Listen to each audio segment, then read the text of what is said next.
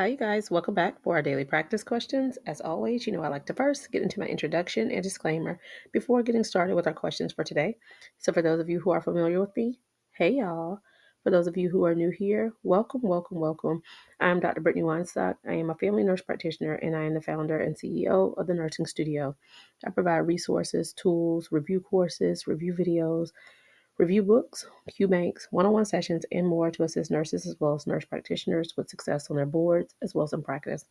I've been doing this since 2015, assisting nurses and nurse practitioners internationally with exam success. Now, I always like to go over my disclaimer and reminder that we know there's no absolutes in medicine. We treat on a patient by patient basis, and any of the questions that you see here, I have designed and created based on the current guidelines that are being tested on the ANCC as well as AANP exam. Now, any of my videos where I'm teaching on things that we currently do in practice, I will always say that so there's no confusion. So, with that being said, let's get into our questions for today. All right, today is the last day of MP week. I hope y'all have had an amazing week. And as always, thank you for everything that you do. All right, question number one. A nurse practitioner is conducting research to assess the effectiveness of a new medication for managing chronic pain. The practitioner is looking for the most reliable evidence to inform clinical practice. The research team is reviewing available studies. Which of the following represents the highest level of evidence in the hierarchy of research? Is it a randomized control trial, B, a cohort study, C, a case report, or D, a systematic review? Take a moment to tell me what you got. All right, so I always recommend reading the stem of the question first, as the stem of the question allows you to slow down to ensure you're answering what is even being asked of you. So here the stem states, which of the following represents the highest level of evidence in the hierarchy of research, right? So think about your research hierarchy pyramid and which one is the strongest of them all. So D is your best answer. Systematic review is the top of the research hierarchy pyramid. All right, question number two. A 72-year-old man with COPD is prescribed oxygen therapy to manage his condition. His primary care provider recommends the use of a home oxygen concentrator to improve his oxygen saturation levels.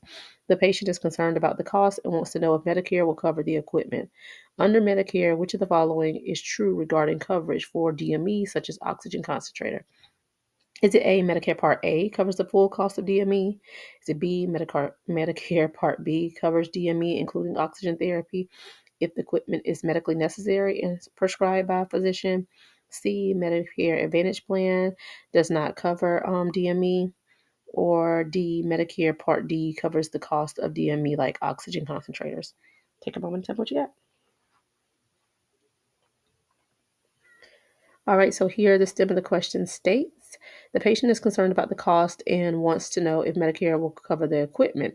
Under Medicare, which of the following is true regarding DME, such as an oxygen concentrator? And your best answer is B. Remember, Medicare Part B is your outpatient things like your DME and labs and things, okay? So if it's medically necessary, DME is covered in Part B. Remember Medicare Part A, I always say think A, think automatic. That's your automatic baseline coverage.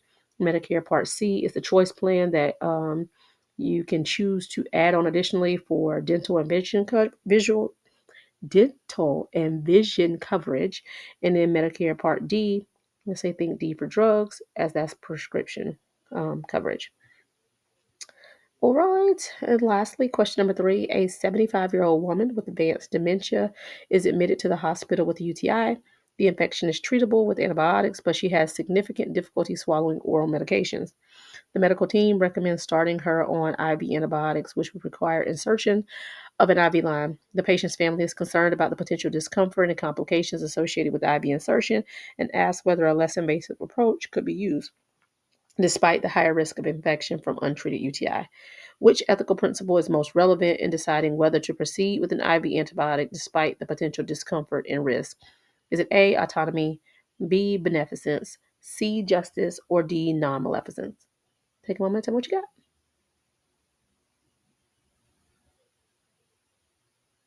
All right, so similar question says, which ethical principle is most relevant in deciding whether to proceed with an IV antibiotic despite the potential discomfort and risk?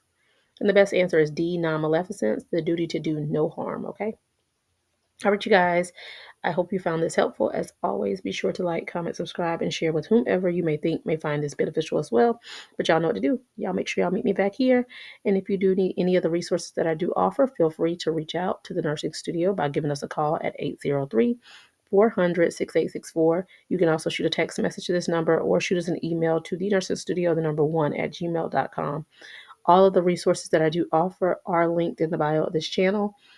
And also, our final deal of the day for MP Week is also linked in the community section of this channel. All right, you guys, y'all know what to do. Y'all make sure y'all meet me back here. Happy studying. Bye, y'all.